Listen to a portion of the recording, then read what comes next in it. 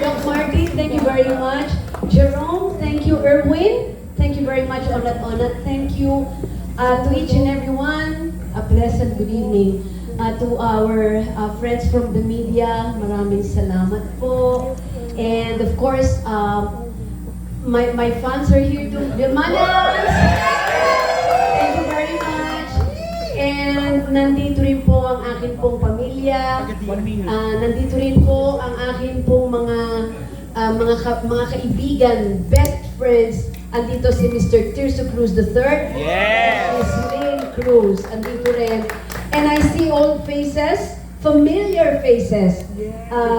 It's been a while since the last time na nagkasama tayo, but it's really good to see all of you again after so many years. But going back, ito pong Vilma Night, from the heart, maraming salamat. First time I've experienced this, Doc Martin. Mahigit na po akong 6 na dekada sa industriya.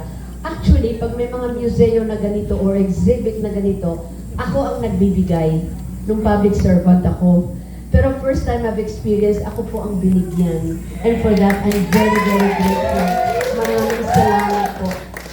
Lastly, kanina ko pagpasok ko, masyado po akong na-thrilled, nagkaroon goosebumps because I saw my old pictures.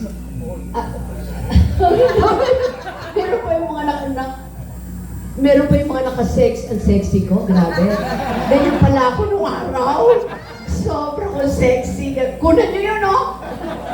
And then it's from Tagos ng Dugo, and I saw my movie. I produced this movie, Pagputi ng Uwak, Pag-itim ng Taga. And then Direk! Oh my God! Ang director ko po sa Haplos. Isa mo sa paborito ko, classic na pelikula. Direk, good to see you. Thank you, Direk Butch.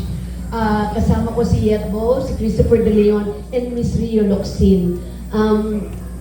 Movie ko pong Haplos, and then I saw some pictures, and I saw video from Vilma Show.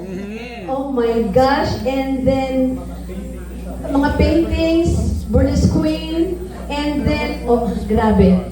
Maraming salamat po. Hindi ko po alam pa paano magpasalamat. I feel so honored. I feel so honored na nabigyan po ng ganito pong, what do you call this ba? Tribute? Tribute. A tribute. And I truly feel so elated. Again, from the heart, sa inyo pong lahat, maraming salamat po. So let's enjoy the Vilma Night.